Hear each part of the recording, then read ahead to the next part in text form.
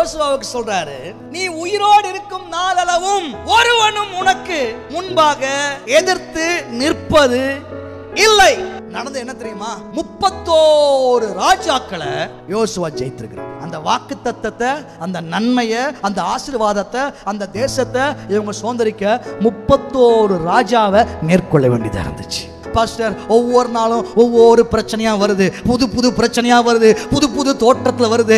31 நாளும் மாசத்துல பிரச்சனையா வந்தாலும் பிரச்சனையே நமக்கு இல்லை. ஏன்னா 31 நாளும் அந்த 31 பிரச்சனையும் உங்க காலின் கீழே தேவன் கொண்டு வர வல்லவராக இருக்கிறார். முந்தி வந்த போராட்டங்களுக்கு தேவன் எப்படி உங்கள் பட்சத்தில் இருந்தாரோ அப்படி இப்பொழுது நீங்கள் சந்திக்கும் போராட்டத்திலும் தேவன் உங்கள் பட்சத்தில் இருந்து சத்ருவின் போராட்டங்கள் மேலே, சூழ்ச்சிகள் மேலே, சூனியங்கள் மேலே, மந்திரங்கள் மேலே, பிசாசின் வல்லமைகள் மேலே தேவன் நம்மை ஏறி நடக்க பண்ணும்படிக்கு நமக்கு கீழே கொண்டு வர வல்லவராக இருக்கிறார்.